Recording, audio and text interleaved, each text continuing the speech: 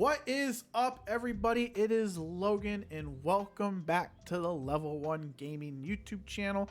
Today, we have another review for you guys, and we are reviewing today Wanted Dead. I am reviewing it on the Xbox Series X and S platform. It's kind of juggled between both to see if there's any, significant differences between each version. And yeah, let's get right to it. So, Wanted Dead, if you guys are unfamiliar, it's kind of a game that came out under the radar. Wasn't a lot of big hype to it, not big marketing pushes, so on and so forth. So it just kind of came out of the blue. When I first originally looked at Wanted Dead and saw the trailer for it, I was like, yo, this actually looks kind of like a pretty sick game. So I was kind of excited when I got offered the code to review it. I was like, sure, this looks right up my alley. It's got hack and slash, it's got conspiracy theories, it's got, over the shoulder third person shooting, mechanics. I was like, yo, I mean, obviously. So first off, the code was given to us by the publisher for the purpose of this review. And so let's get into it. So if you're a fan of, like Ninja Gaiden, Dead or Alive, which is actually, what the creators are of Wanted Dead were, they sprung from those series, right?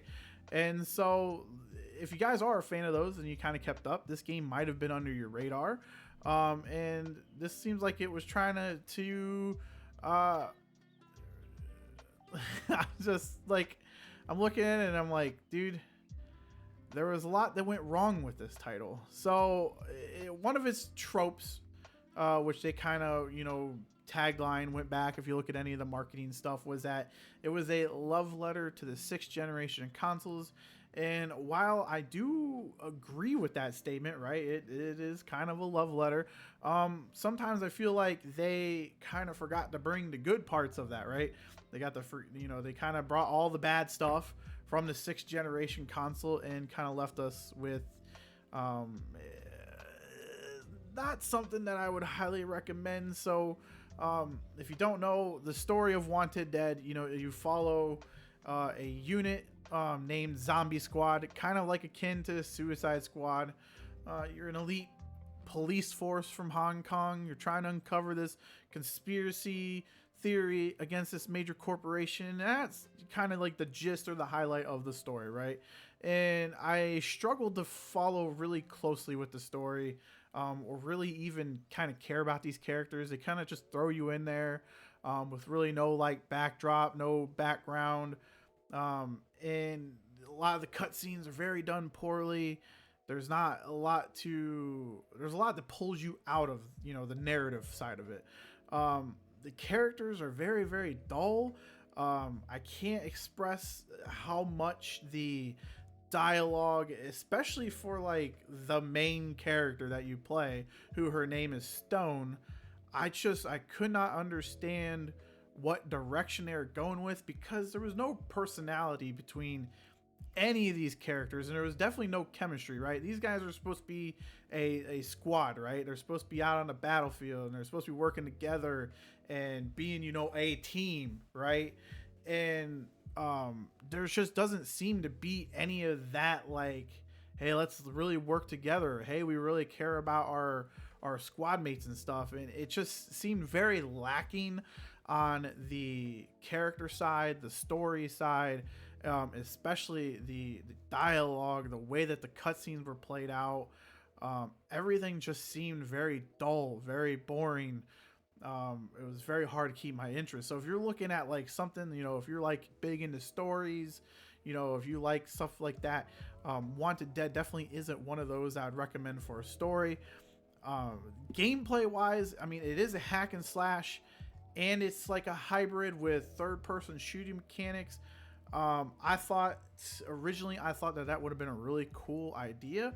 I think that having those very two different play styles come into this game was actually kind of a bit of its downfall, because I never felt like I was super strong enough to just go in with my sword and just start chopping away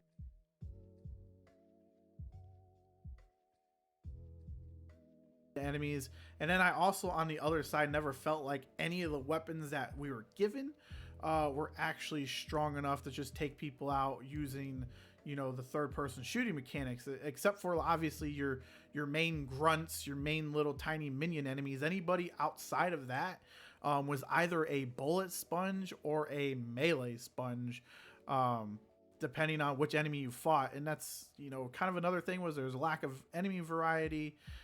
You had like your basic grunts with weapons, and they carried, different variety of weapons: rocket launcher, shotguns, assault rifles, SMGs, whatever you want. They were all the same characters. And you had like two different type of ninjas that you would have to, like, if they were bullet sponges, which I thought was weird. Like, I'd put there was this one enemy type that I could literally put my whole entire ammo from my assault rifle into him, and he's still standing. So I was like, seemed like the balance was very off. Also, there was big difficulty spikes with the checkpoints not being very well spread out and put in locations. You'd be going around, hacking, slashing, shooting your way through, and then just boom, they throw every single overpowered ninja at you. They throw these big dudes with big heavy machine guns at you, and the next thing you know, you die, and you get put back about 10-20 minutes back, that you got to go through and play till get back to that point. So the checkpoints were very poorly done. The enemy AI, I cannot express how odd the enemy AI would seem. There'd be a lot of times where, when I was doing like shooting and stuff, I would be aimed at one enemy, right, and I would pop them in the head. I'd get a headshot, they'd yell, scream, whatever, and then another enemy would literally go right in that dude's place, and I'd pop their head. And I had that in many instances where about 6 or 7 times, like, enemies would just keep coming into that one spot. So the enemies seemed their AI was very outdated. There would be even times where, I'm not the only one that had this issue. I've seen a couple videos online about it, where enemies would just run away, right? They would run away from your character, and you'd have to literally go chase them down, like halfway through a map, to like actually get them, kill them, so you could advance to the next point.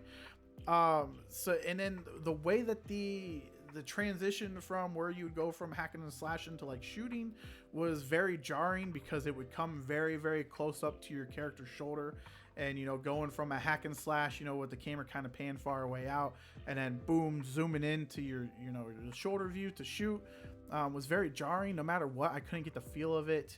I couldn't nothing felt natural about that movement. And then also, like, the hack and slash aspect of it didn't ever really feel like you had a lot of weight to it, that you did a lot of damage. This game has skill trees, right? It has 3 different skill trees, and by the last chapter, I had most of them. I had all of them skill trees completely maxed out, where like every point that I got, I couldn't spend because there was nowhere else to go. And I still felt like I was just as weak as a character at the beginning of the game as I did at the end of the game, even with all of these extra abilities given to me. So I feel like the fact that they put a skill tree in there was unnecessary, because I honestly didn't feel like it made the game any better. Depending on what you did, you could just hold a couple stim packs more, or a couple extra grenades, stuff like that, which I feel like they could have just given you all at the beginning of the game, and you would have felt exactly the same at the beginning of the game as you would at the end of the game. And so that was partly some of the stuff that I didn't like. I will say the one thing, or the couple things I did like, was I actually like this game has a bunch of different mini games. It has, like, you can do karaoke, which is just you doing a button prompts, ramen, which is more button prompts, but you're eating ramen. It has these claw machine games. There's a couple different ones. You can get collectibles. And then there was a like side scroller, like shooter game too. And I actually had a lot of fun with those games.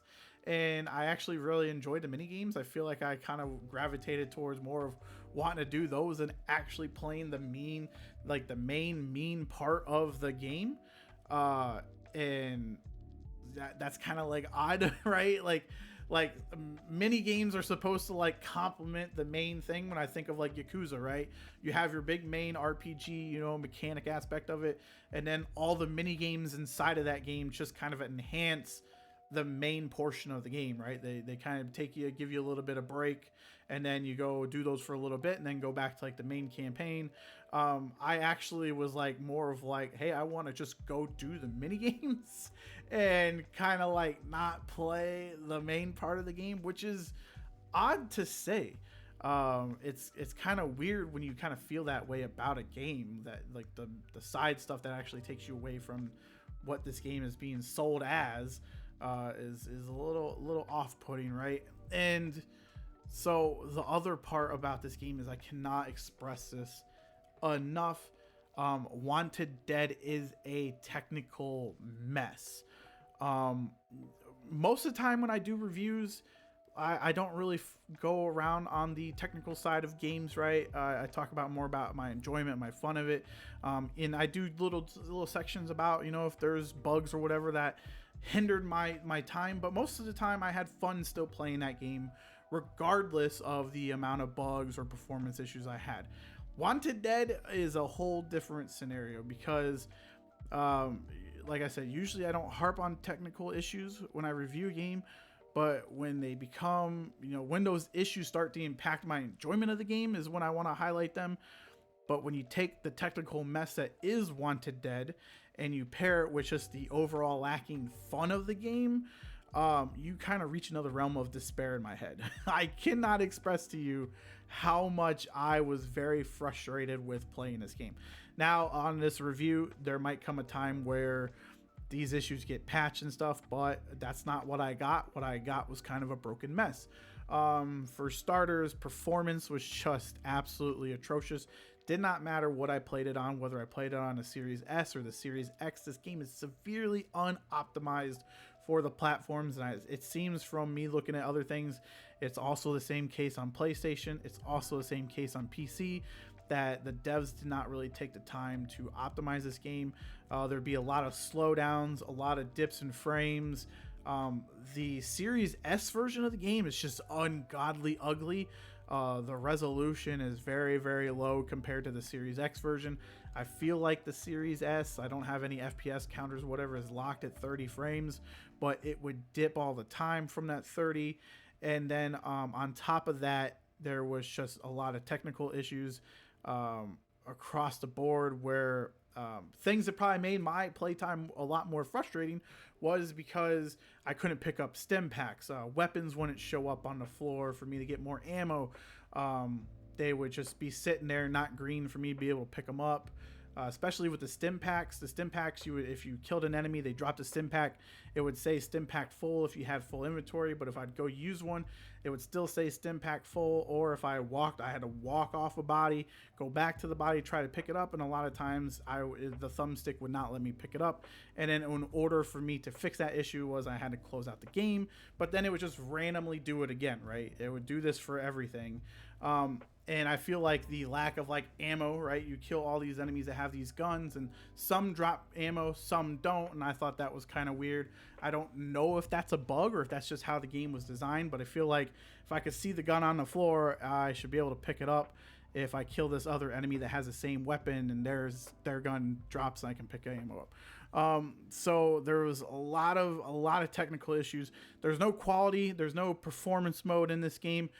What you get on the platform, I'm assuming across the board, is what you get, right? Obviously PC has a little bit more fluctuation that they can change stuff with. But for the Series X and S version of the games, there is no like quality mode or performance mode. It's just you boot up the game, this is what you have. And so it just pains me to, it pains me that I came away from Wanted Dead with so much kind of disdain to it, right? I was honestly so relieved when I reached the end credits. I was like, that should not be how I felt. The second I hit the credits, I felt relieved that I was done with the game, that I would not have to go through this game again. And that's something that you definitely don't want from a game. And I was very pre-release. I was excited for this game, and I was ready to go. I was excited for it. It looked awesome, looked like something I'd be into. And it looked like it was a great callback to the past generations, but it missed the mark at every single turn, from its technical issues to its gameplay issues to its overall design of the game. And it's just a hard sell to recommend. Granted, my integrity portion of this review, I did spend 13 hours hacking and slashing my way through the game until I hit the game's credit, unlocking 40 out of the 55 of the game's achievements. And like I said, the game code was provided to us by the publisher for the purpose of this review. And I just have to say, if I'm giving you guys an overall score, is this game is a 4 out of 10. I know that is a low score, but there was very, very few things that I found redeeming in this game. And honestly, the most fun that I had was in the mini games, right? The gameplay was not it, right? I feel like they should have just focused on it being a hack and slash or being a third-person shooter. The sound design, the voiceover is just atrocious. I cannot express to you how dull everything sounded, and the graphics for how this game runs on the platforms, it should not run this bad, because it's not like a crazy amazing looking game. It is your run-of-the-mill point A to point B hack and slash your way through, and the story just wasn't there either. Now I will say there was one cool level that had, at least the beginning part was cool, but there was like this club area to kind of, you know, you got a whole bunch of guys coming at you, and that was the only time I felt actually like powerful, was in this time. And it kind of reminded me of like John Wick / Kill Bill esque. So I did like that part of the game, but then that was only like a very, very small section in the beginning of that level, and then the rest kind of like trickled away to not be it. And so, like I said, overall score a 4 out of 10, guys. I can't recommend this game to you guys. I hope that when the developers, if they want to make a sequel, or if they want to make, you know, something else like this, please take what I am saying as feedback to you guys, because I really did want to enjoy this game. I really thought it was going to be a sleeper hit, and it turned out to not be that. And so, like I said, 4 out of 10 is where I'm sitting at on this game. Take that what you will. And thank you guys for checking out the review.